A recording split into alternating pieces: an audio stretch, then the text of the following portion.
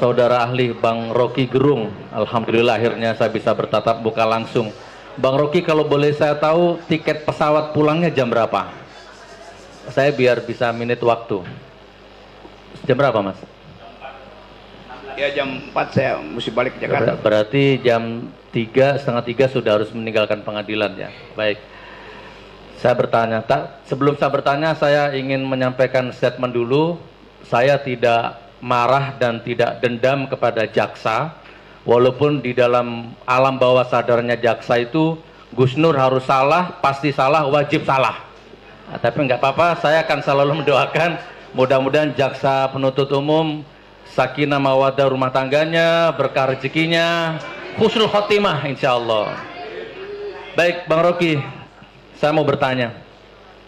Saya waktu itu dipanggil oleh, ini untuk penyidik, barangkali penyidiknya nonton dan pasti nonton ya, Pak Totok Budi sama teman-temannya itu di Mabes ya. Saya dipanggil sebagai saksi.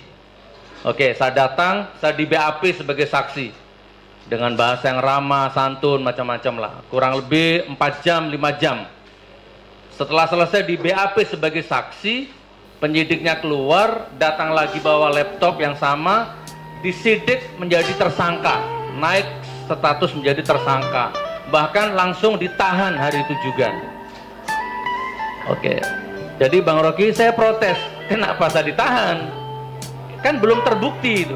Saya sudah mengadakan gelar perkara dengan MUI, dengan semua pihak. Anda memang menista agama. Nah, problemnya sampai sekarang kuasa hukum sudah berusaha datang ke MUI, nyari siapa MUI-nya, orangnya mana yang mengatakan sudah gelar perkara sama penyidik. Bahkan kemarin kita ngajukan panggilan untuk MUI supaya hadir di sini sebagai ahli agama, nggak ada respon apa-apa. Ah ini Bang Rocky ya. Dan akhirnya intinya saya ditahan sekarang sudah 4 bulan, kurang lebih 4 bulan, dari Barreskrim dipindah ke Polda Jateng, dipindah ke sekarang Makobrimob dengan berbagai macam dinamika deritanya saya terima. Menurut Bang Rocky gimana? Ini kezoliman atau ini penindasan atau bagaimana? Dan ini sidang ini digelar bagaimana? Apa saya ini berhak bebas atau berhak dituntut memang, atau memang saya ini sudah memang bajingan, memang sampah atau bagaimana? Dan saya mengajukan penangguhan penahanan pun sampai sekarang tidak pernah dikabulkan. Akhirnya saya tidak lagi mengajukan, padahal prinsip alasannya istri saya nama, bahkan anak saya yang pertama melahirkan, jadi saya punya cucu, 2 momentum itu yang paling berharga dalam hidup saya. Saya mengajukan penangguhan penahanan selalu ditolak. Mohon dijabarkan Bang Rocky. Terima kasih. Ketakwaan Anda berkurang apa enggak?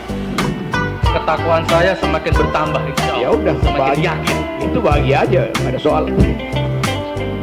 Ya, buat saya itu kalau masuk perspektif Anda, itu Anda memperoleh ujian supaya Anda betul-betul makin lama makin halus badannya. Yes. Itu bagian yang saya anggap.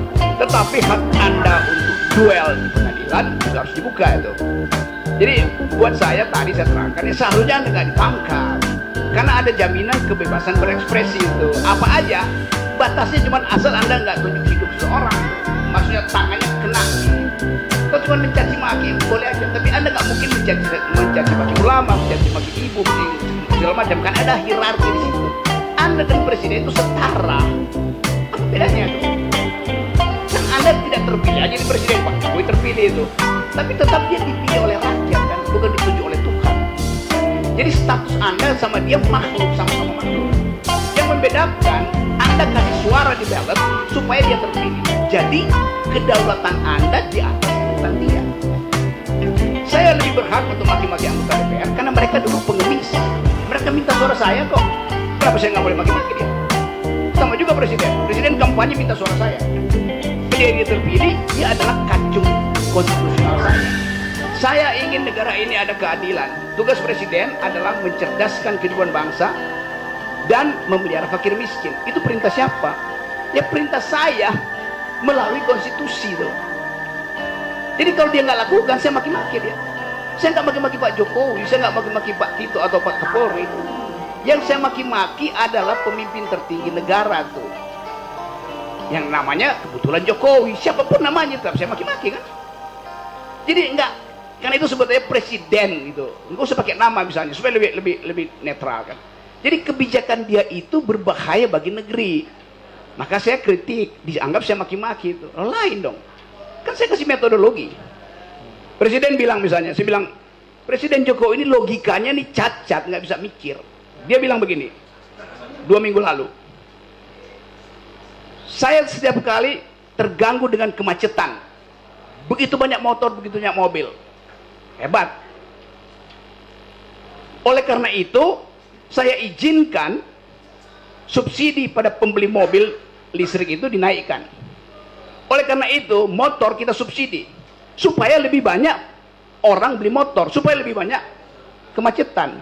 Apa nggak ngaco logikanya?